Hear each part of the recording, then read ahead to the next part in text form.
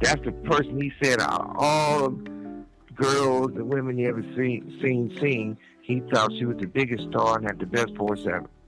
So I figured if things would have happened the way it happened, Pac would have been doing an album on Aaliyah. She really didn't want to get, when she saw the little plane, you know, she really wasn't too comfortable with that, you know.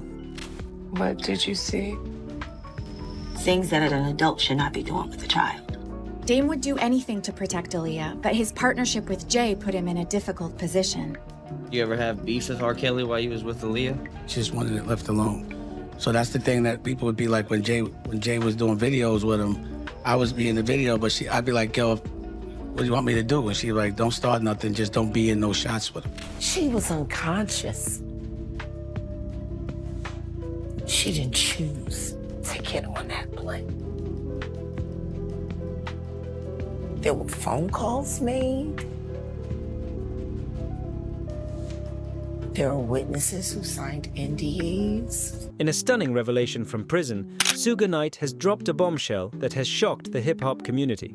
According to Suge, Tupac Shakur was deeply invested in Aaliyah's career and even tried to protect her from the shady figures of the music industry, including Jay-Z. Suge's claims give us a glimpse into the darker side of the industry, revealing just how far Tupac was willing to go to shield Aaliyah from harm. According to Suge Knight, Tupac was absolutely mesmerized by Aaliyah's talent. He believed that Aaliyah was one of the most gifted artists he had ever encountered, and in fact, he thought she had the most potential of any female artist in the game at the time. Suge even recalled Tupac saying that he wanted to sign Aaliyah to Death Row Records, something he hadn't felt strongly about with many other female artists.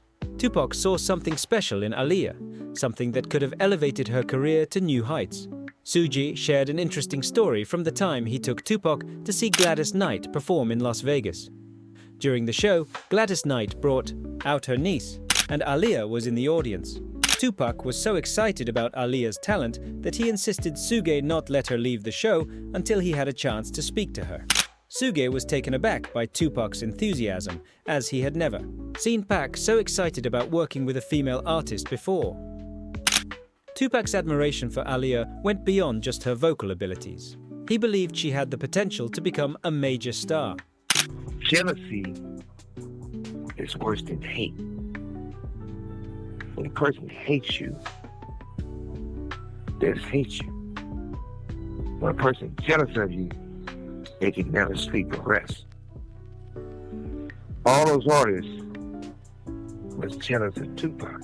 But tragically, before Tupac could make these plans a reality, he was gunned down in Las Vegas in 1996.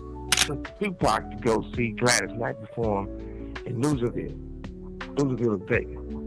So when she was performing, she brought out her niece about marriage. And Aaliyah started singing. And Tupac said, don't get up. I said, why? He said, because Gladys Knight knows you. You're going to speak to Gladys Knight. Then you're going to talk to the little girl singing. The next thing you know, you're going to be doing an album on her.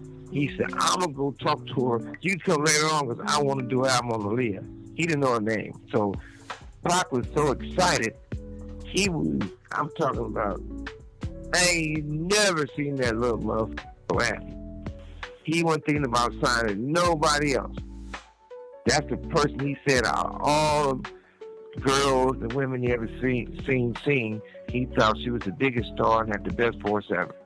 So I figured if things would have happened the way it happened, I would have been doing an album on Aaliyah. Me and that dude spent hours and hours and days together.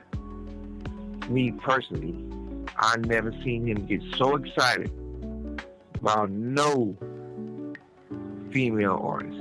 No, not even, I never even seen Pac even talking to a female artist or do anything with a female artist. He talked to Storm for a minute, he might have spoke to some of the girls for a minute, but I never seen him pretty much lose his mind. He lost his mind over there.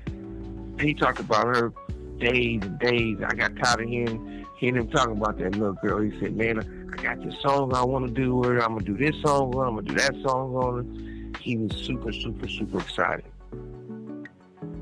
That's what it been a beautiful thing. That was one of the most things I've ever seen Pac get excited about. Being able to do something with Aaliyah. During their time together, Tupac gave Gloria a crash course in life, talking to her about the industry and the dangers it posed to young women. He warned her about the manipulative nature of the people running the music business and how it could be dangerous to trust the wrong individuals. Gloria described Tupac as being deeply spiritual and connected with his sense of purpose, which was something that resonated with her. He even talked to her about becoming a mother and how to navigate the challenges ahead. Gloria was left with a lasting impression of Tupac, not just as a musician, but as someone who genuinely cared about protecting people. As the event approached, Gloria began to notice that Aaron's behavior was growing more erratic and aggressive. She later learned that he had just come from a meeting where her sacrifice was being planned. At the event, an older woman approached Gloria, placed her hand on her belly, and reassured her that her child would be okay. This strange encounter seemed to shift Aaron's mood, and it wasn't long before a fight broke out at the event. Gloria became increasingly uncomfortable, sensing that something sinister was about to happen. That's when Tupac intervened, stepping in front of Gloria and demanding that no one harm her. He made it clear that she was part of Aaron's family and was off limits. Gloria was taken aback by Tupac's protective nature, and she later realized that he had saved her life that day. It seemed that the situation was set up to make it look like a gang-related attack, but Tupac's intervention prevented it from escalating any further. Suge Knight's comments on Tupac's protective nature resonate even more when considering the events surrounding Aaliyah's death. Both Aaliyah and Gloria were in situations where their lives were in danger due to the influence of powerful, shady figures in the music industry. Tupac's actions to protect Gloria now seem even more significant, especially considering what happened to Aaliyah shortly afterward. Tupac's awareness of how dangerous the industry could be wasn't limited to just Aaliyah and Gloria.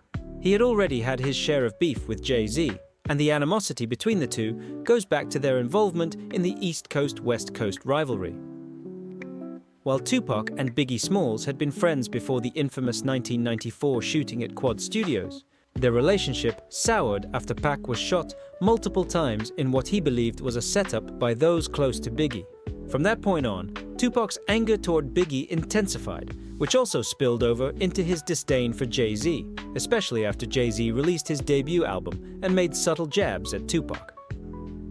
One of the most notable moments of tension between Tupac and Jay-Z occurred on the track Brooklyn's Finest, where Biggie rapped a line about Tupac that many interpreted as a direct shot. Tupac wasn't one to hold back, and he fired back with a series of diss tracks aimed at Jay-Z, including Bomb First and F Friends. These tracks contained harsh criticisms of Jay-Z, with Pac claiming that Jay-Z wasn't as real or as talented as he was. But despite Tupac's aggressive response, Jay-Z reportedly recorded a diss track aimed at Pac called Scathing. However, Jay-Z never released it, claiming he did so out of respect for Tupac's family. That being said, Jay-Z performed the track, Live at the Apollo, and according to sources, it was filled with anger and venom. It's clear that the animosity between the two was far from over. As Suge Knight pointed out, the jealousy in the music industry runs deep.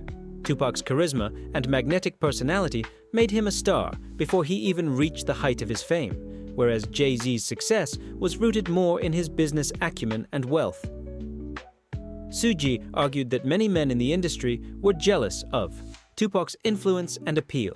He even suggested that Tupac would have been the one running death row had he survived. The rivalry between Jay-Z and Tupac was more than just a personal feud. It was a clash of two distinct approaches to success in the music industry. While Jay-Z's persona was built around business and wealth, Tupac's was driven by his authenticity and his willingness to speak out against injustice.